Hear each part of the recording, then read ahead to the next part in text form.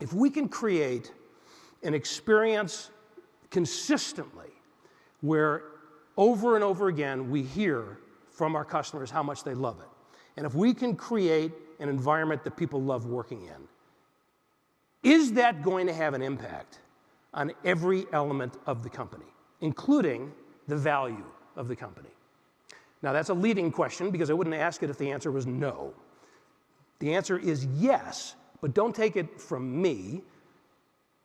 Take it from Warren Buffett, okay?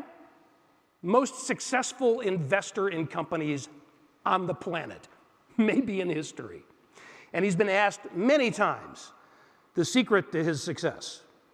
And I saw an interview with him on the Motley Fool website a while back, and he was asked that question, how do you account for this incredible track record that you had in buying great companies?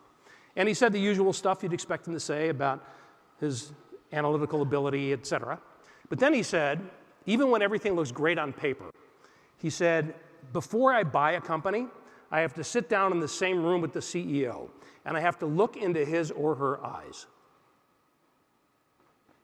And there's something very specific that he's looking for. Here's what he said.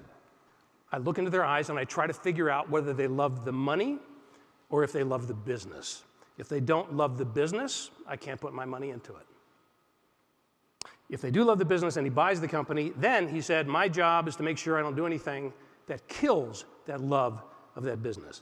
Now, I know this is not hard science, but if you look at this 15-second answer, he uses the word love 4 times.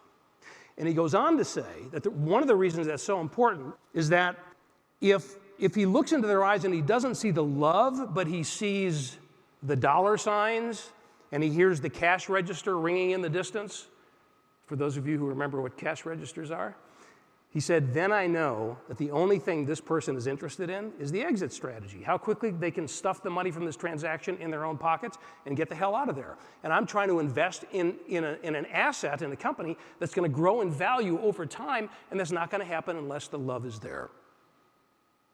So, I am not making this up, is the point. Now, I want to break this down one more level. Here's what we've established so far. We want our customers to love what we do for them, so we got to create an environment that people love working in. Now, we back it up one more step. This is where it gets personal. As a leader, I can't create or contribute to that kind of environment that people love working in unless what? I love it myself first. So you see how this gets personal. If I don't love this place, if I don't love this team, if I don't love these customers, if I don't love our product, then what's my alternative? If I still want that to happen for our customers, I got to fake it, right? I got to fake it. And people have a pretty good bullshit meter, do they not? They know when I'm faking it. So this is not about putting on airs. It's not about pretending.